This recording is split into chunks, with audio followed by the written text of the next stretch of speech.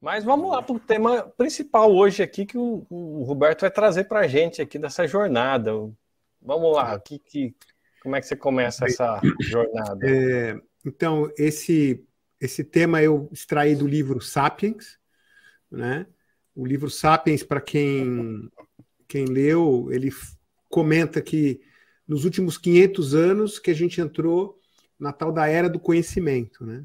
E a grande pergunta é, por que só nos últimos 500 anos? Por que a gente não entrou antes, né? Então a gente vai tentar desvendar por que aconteceu isso justamente na época, né? E aí o Colombo tem um papel, não que ele participou, mas assim, é bem naquele momento dele que aconteceu essa virada. Então a gente vai fazer esse link.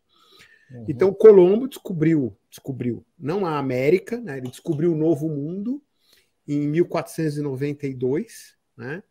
Depois, quem descobriu a América mesmo foi Américo Vespúcio, né? E aí eu vou fazer uma jogada entre os dois, tanto Colombo como Américo Vespúcio. Né? Então, esse é Colombo, só para dizer que não é o Vespúcio, esse é o Colombo. Esse é o Colombo que chegou primeiro. Né? Chegou primeiro, mas não deu nome ao continente, porque a gente vai falar lá. Né? Então, qual que é o start da era de conhecimento? Depois vou falar um monte de coisa e depois vai ficar tudo ligado. Né? O que deu o start na era de conhecimento há 500 anos atrás foi a descoberta da ignorância. Tá? O fato de você falar, não sei algo. Aí você fala, mas espera aí, antes as pessoas não falavam isso? Não. Né? Era diferente.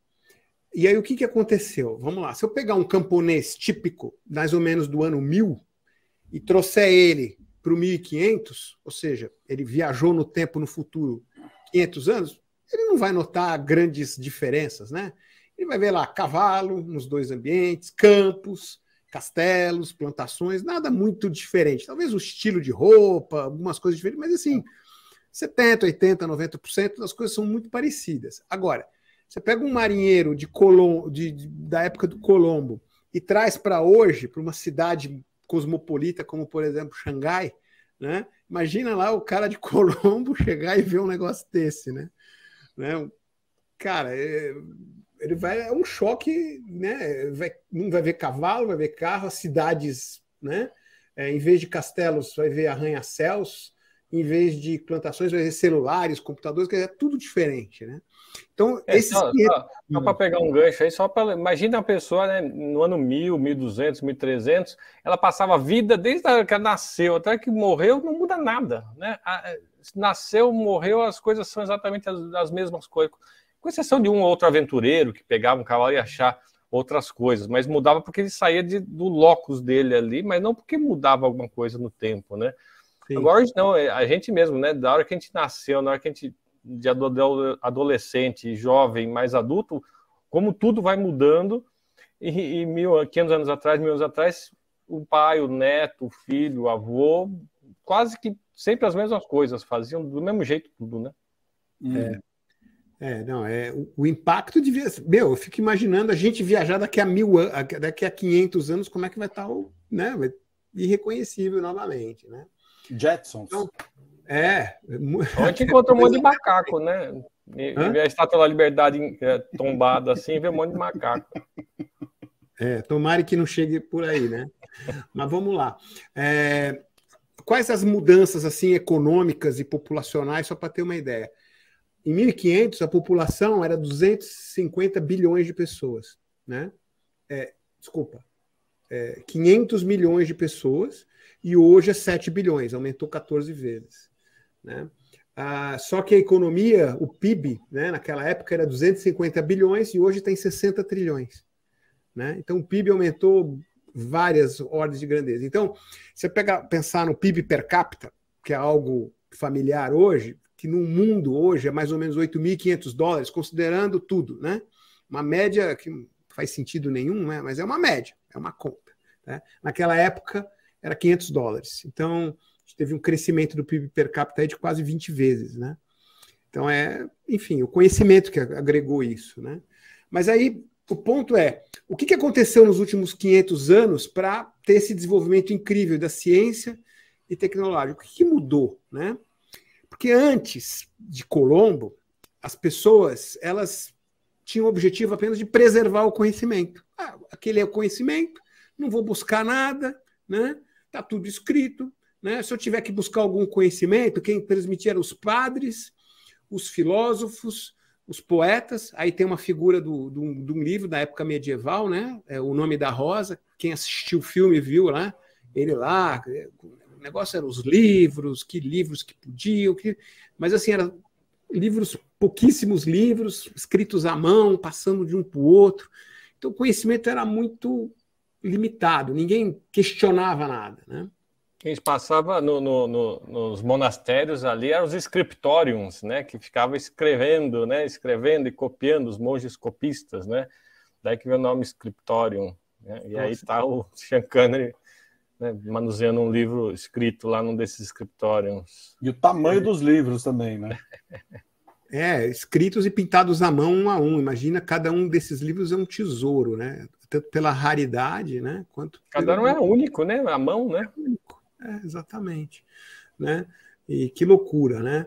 Então, assim, quando você tinha uma dúvida, você ia fazer o quê? Você perguntava para um padre, para um filósofo, para um poeta. O conhecimento estava neles, né? O conhecimento era muito em cima dos livros, de religiões, né? Não tinha muito espaço para ciência. Então, alguém que queria desenvolver alguma ciência como matemática era alguma coisa apartada, que ficava lá ou meio obscura, ninguém dava muita importância. Mas o conhecimento principal mesmo era o conhecimento baseado nos padres, filósofos e poetas, né?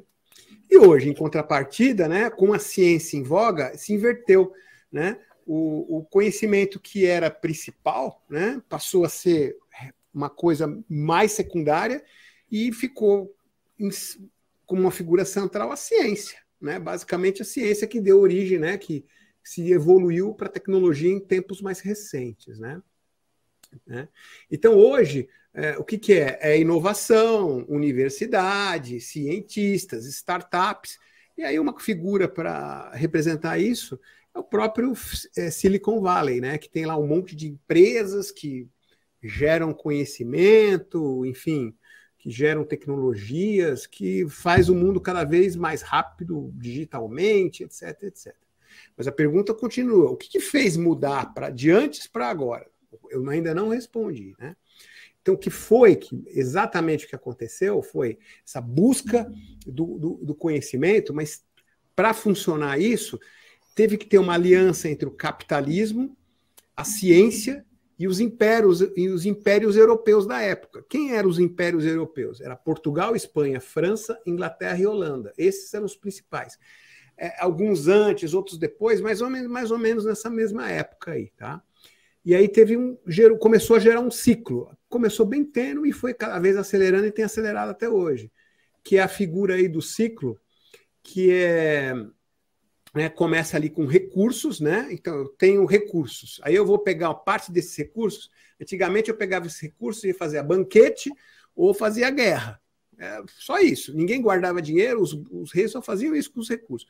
Aí, nessa época aí de Colombo, começou a gerar pesquisa para fazer, de repente, novos meios de transporte, novas armas. Então, assim, começou a aumentar esse ritmo. Então, você faz de recursos, destina alguns para pesquisa, e aí você cria conhecimento, cria tecnologia, né, que te dá mais poder. Dá mais poder, você obtém mais recurso, porque você consegue expandir mais, conquistar mais, enfim. E aí parte dos recursos gera mais pesquisa e entrou esse ciclo. Então, esse ciclo começou mais ou menos na época do Colombo, mas para começar a rodar, teve que ter a busca do conhecimento, a busca que você não sabia, né? Então, são as duas coisas atreladas, né? Mas aí vamos falar um pouco da ciência moderna, né? O que é a ciência moderna dos últimos 500 anos? Então, número 1, admite a ignorância, tá? Então, antes já sabia de tudo, então não precisava pesquisar. A ciência moderna admite a ignorância, né?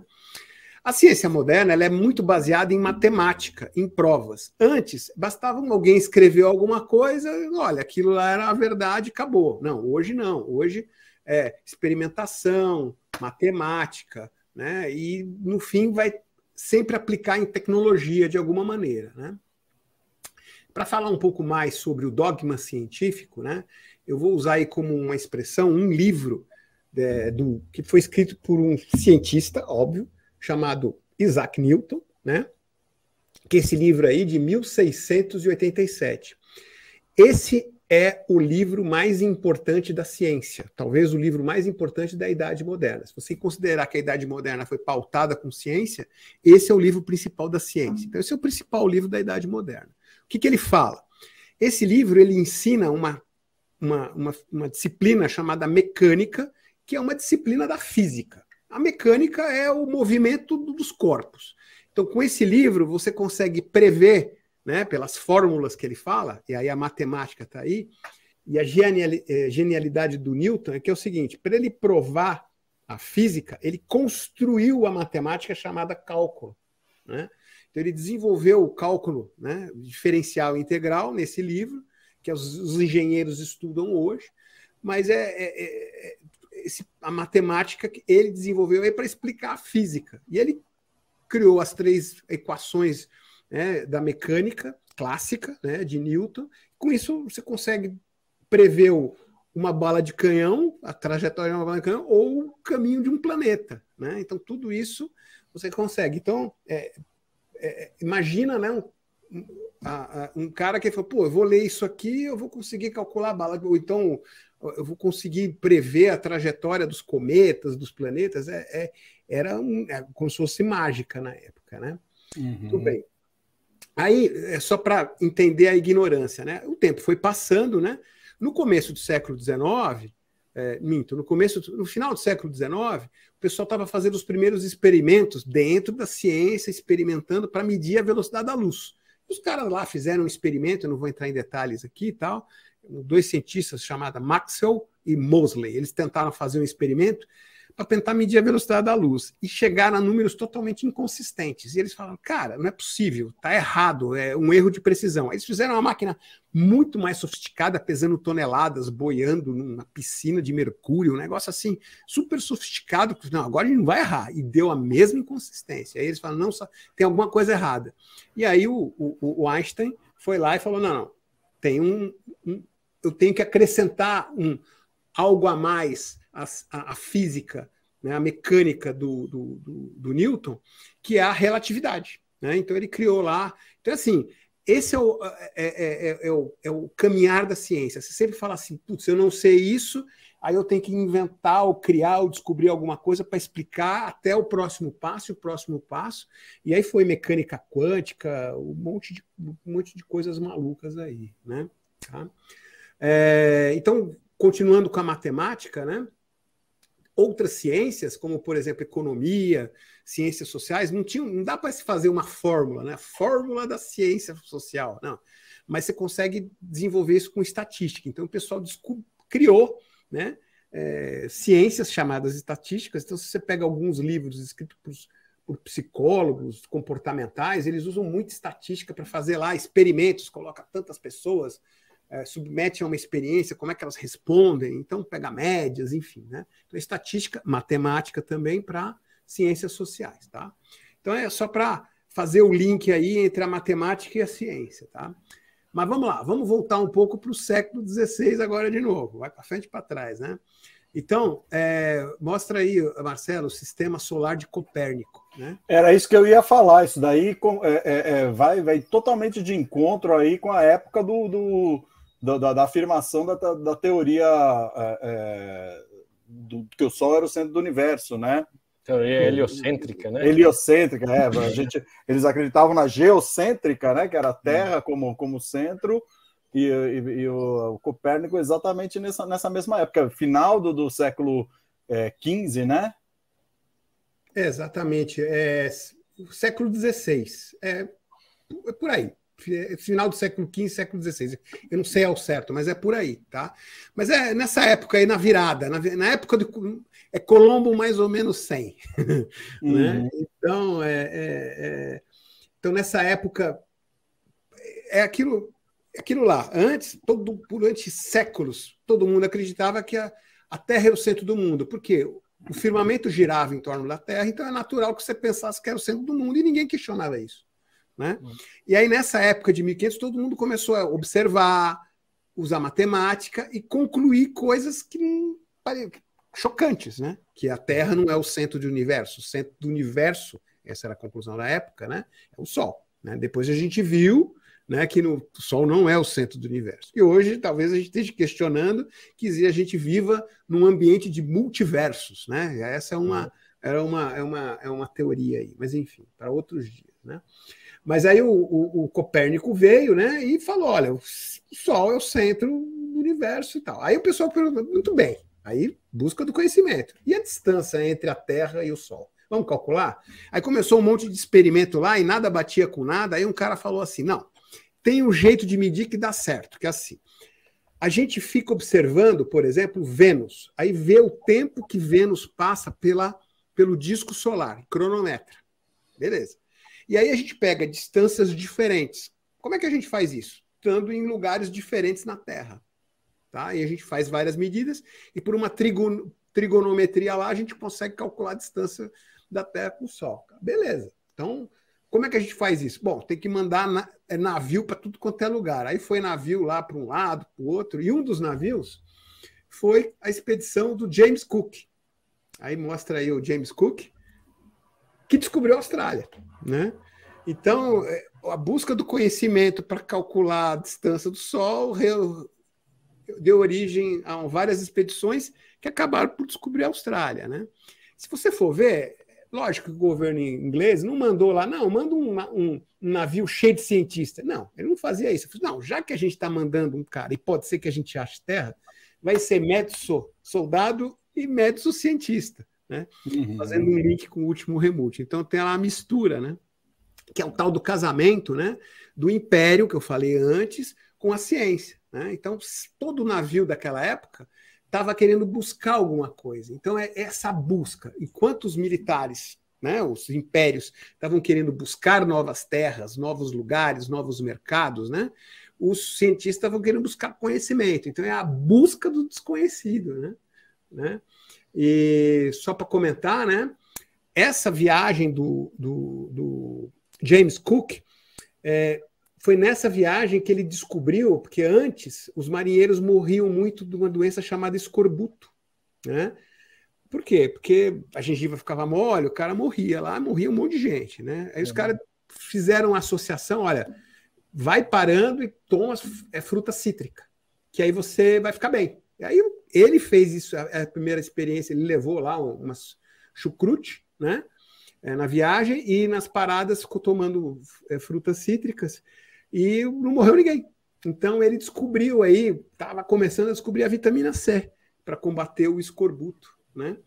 Então é isso. A resposta da pergunta é a mentalidade da conquista, conquistar um novo conhecimento ou conquistar uma nova terra. Aí alinhou, tá?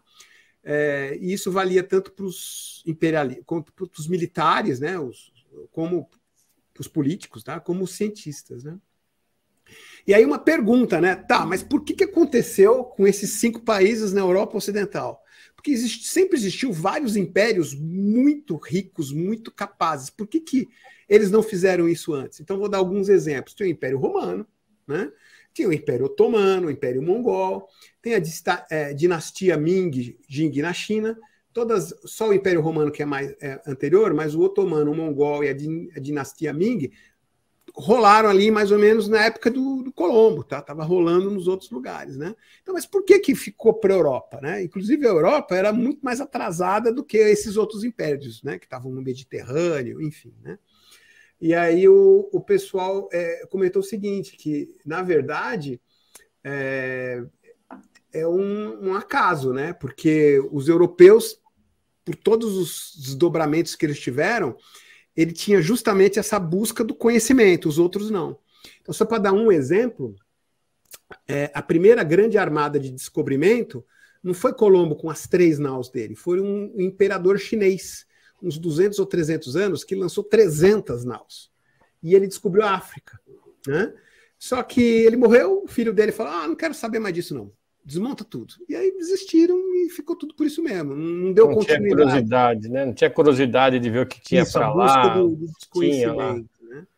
E aí, só para fazer o link, então, agora com Colombo e com Américo Vespúcio, o Colombo, quando ele foi descobrir, né, o novo continente, ele não estava querendo descobrir algo novo, ele queria uma rota para o Oriente.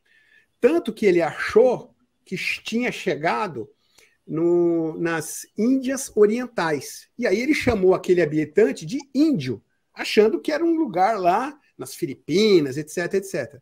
Mas tinha um continente no meio. Ele não conseguia admitir isso. Ele não conseguia admitir algo novo.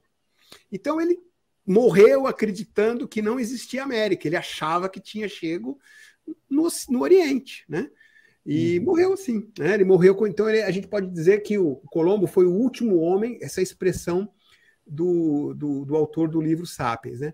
Que o Colombo, ele é o último homem da Idade Média, porque ele não acreditava no novo, ele não acreditava nos conhecimentos, foi um, né?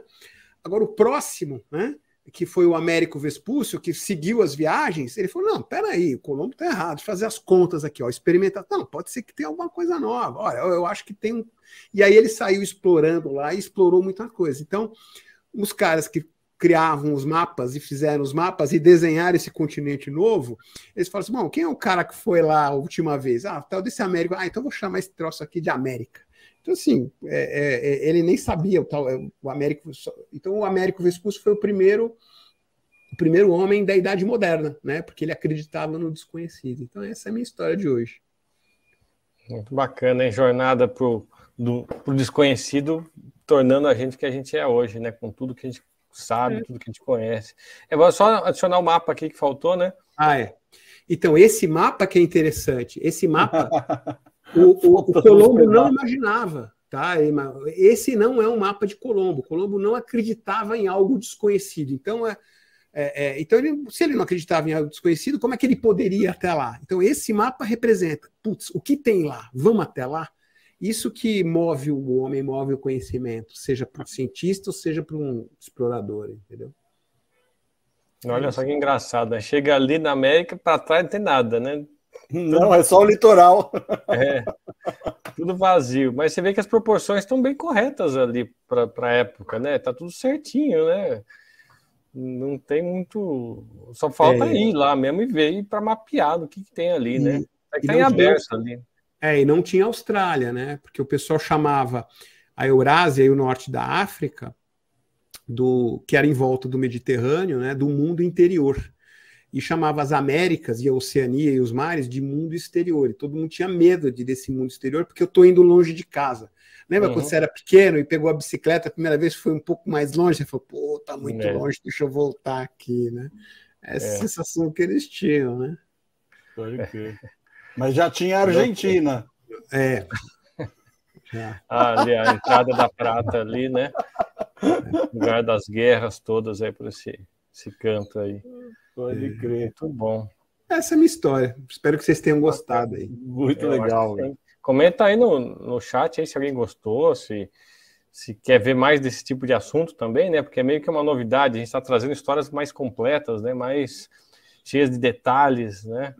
Então é bom vocês comentarem aí. Você falou do Copérnico. O Copérnico, inclusive, ele falava que nessas teorias dele que a Terra se movia, né? Que o pessoal também achava antes disso daí, antes dos relatos dele, a pessoa achava que a Terra era uma porção estática, né? E aí falavam que se a Terra se movia, então os pássaros, a hora que eles voassem, eles iam ficar para trás, né? Que a Terra ia girar e o pássaro ia ficar para trás. E aí foi Galileu Galilei que fez um experimento também jogando uma pedra de cima de um mastro de um navio em movimento, e aí a pedra caiu rente ao mastro e falou, tá vendo? Não é porque está se movendo que o pássaro vai ficar para trás. Verdade, Descreve uma parábola, né? Acaba descrevendo do ponto de vista de quem está na Terra, né? Quem está dentro do navio é uma linha reta para baixo, quem está fora é uma parábola, né? E aí você tem esses experimentos mentais aí já na relatividade lá, quando você imagina um elevador no espaço, né? passa um tiro, faz 2 buracos, aí se ele estiver parado, vai estar reto, mas se ele estiver em movimento, vai entrar num ponto em cima, no ponto embaixo, né? E se entrar um raio de luz, vai fazer a mesma coisa. Então, também, no experimento mental, você vê que a luz também faz a curva gravitacional e que você não consegue, estando dentro de um elevador espacial, por exemplo, saber se esse efeito dessa curvatura é uma aceleração ou se é um efeito gravitacional, porque os dois têm exatamente o mesmo princípio, né?